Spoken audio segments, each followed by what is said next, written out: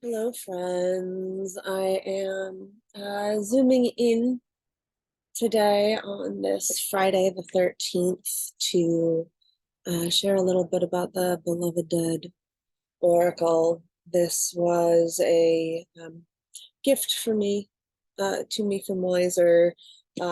They sent it out when they sent out Christine Cunningham Ashworth's book on her brother, which I talked about a few videos ago. And I felt like Friday the 13th was a good time to, especially for October, was a good time to talk about this. And especially right now, there are a lot more beloved dead out there. There are Palestinian beloved dead. There are Israeli beloved dead. There are French, American, Ukrainian,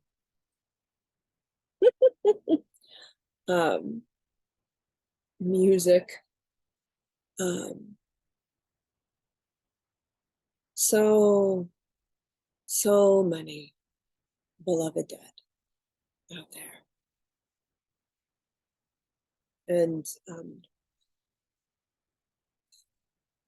before I get into showing this deck, let's just take a moment of silence and remembrance and gratitude and love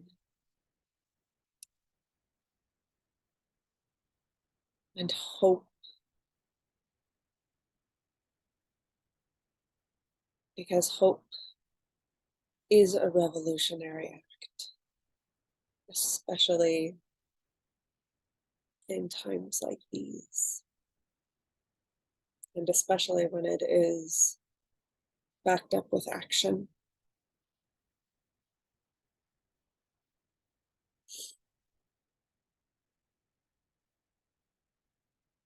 Thank you, beloved ancestors of spirit, ancestors of craft, ancestors of love.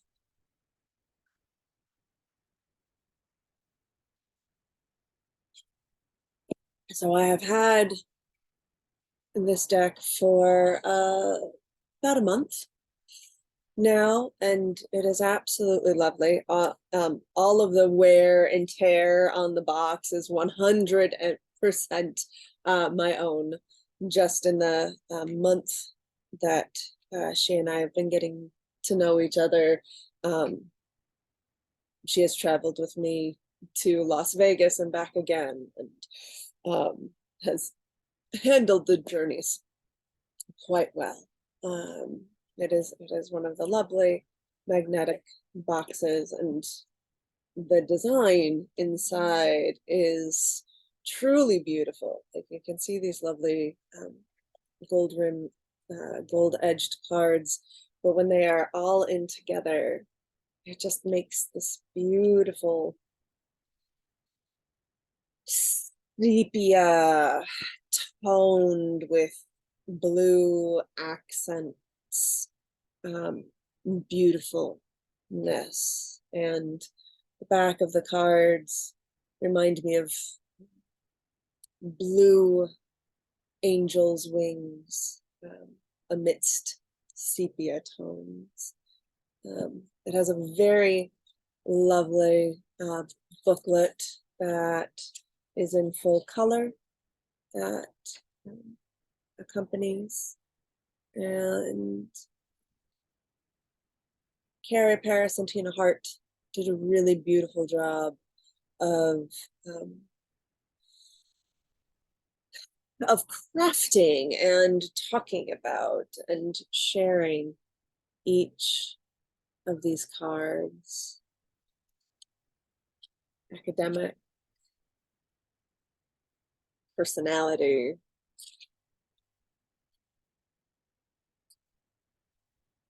hardship,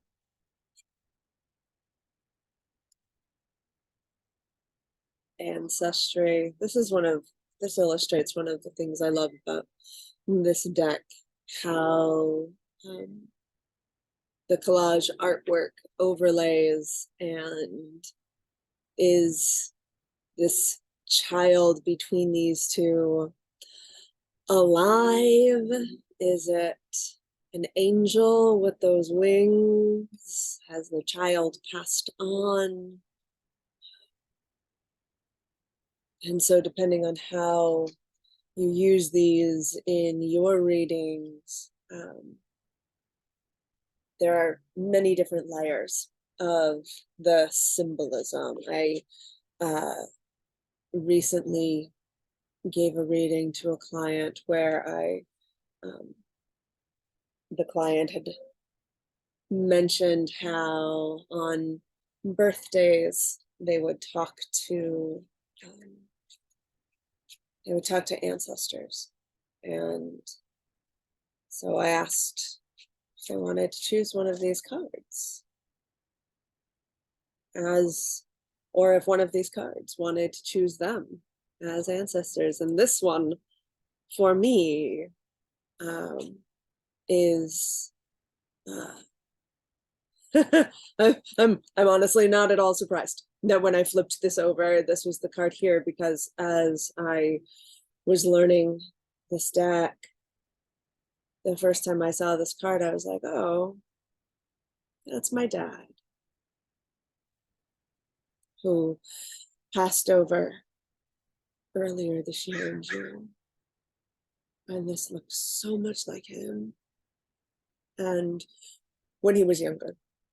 And what I think is fascinating, and one of the many things I love about tarot and oracle cards, and part of why, if you are stumbling upon this video, thinking about how do I choose and how do I find a tarot reader, is in part, it's so important to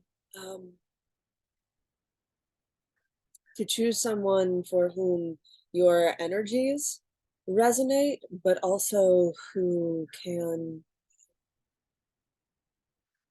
hear and understand your stories and your point of view while going deeper than just appearance. And part of why this is a fascinating card to have, when I first saw it, be like, oh, well, if I ever need or want to bring my dad into things, this is the card that I will choose if I want to work with cards for whatever reason, rather than a photograph of him or an object that had once been his. And it's because my father, as I knew him for the majority of my life since I was 8, was in a wheelchair after a horrible traumatic brain injury. That was a complete and utter freak accident. And so even though my father gave the appearance of a cripple, to use a horrible word, but like his body was quite gnarled. And those of you who follow my Facebook and social media, you'll have seen plenty of photographs of him. But underneath that appearance was something much more like this. Dapper, cultured. I got my love of theater and arts from both him and my mother. And when you are going through this deck, should you choose to get it for yourself or have me do a reading for you, you may find someone in here resonates for one of your dearly departed. And I also really appreciate that this deck, while being beautiful, old-timey photography, collage work, also doesn't shy away from the challenges, because not all of us have ancestors that are beloved, or even if they were beloved, that they can have some challenging parts to them, like addiction, which came up.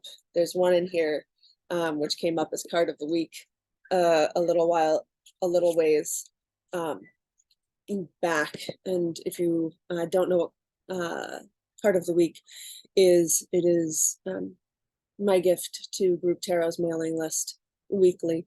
And chicken was card of the week a little while ago. And like, what are we afraid of? Like, what do we not want to deal with? What do we want to be that albatross and stick our head in the sand? And the next card, there's messenger. Like, those messages are there. Maybe we want to hear them, maybe we don't. But they're still there. They're still on the winds. They're still in our heart and souls. So this is my little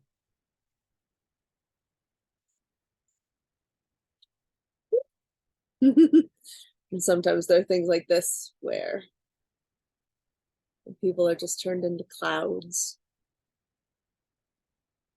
Absence. Another very true, very real situation that a lot of us have dealt with in some way or another.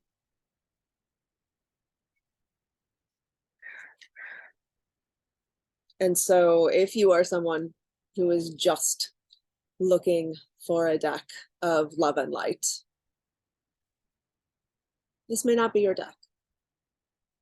But if you are a person who understands that love is found in a variety of different situations and a variety of different people, and that we are all complex folk here that still deserve to dance and spread joy in the world.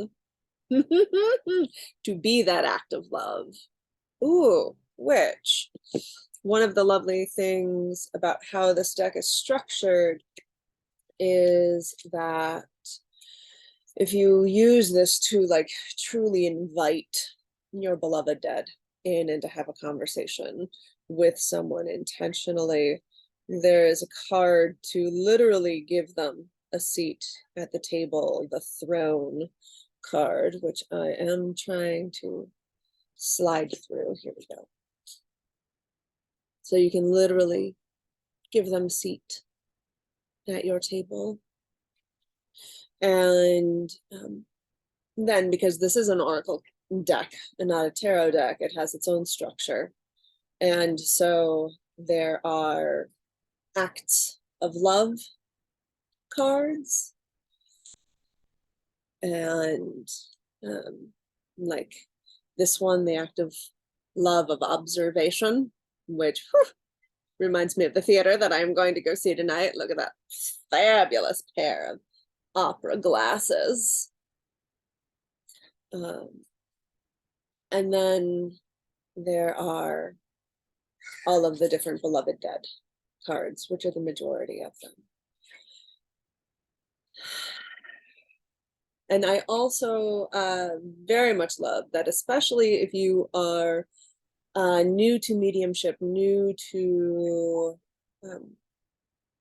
chatting with folk from beyond the veil, read this book, because they do an excellent job of talking about how to invite spirits in, how to close the space well, how to take care of yourself afterwards, the self-care needed in dealing and in handling these energies, which can be a lot. And it's something to be done with care and love and respect. And I trust that if you have found your way to group tarot's YouTube, that you share those values. You share those values of co-creating a best world, one that is beautiful, equitable, and ethical, and sustainable in a timely fashion.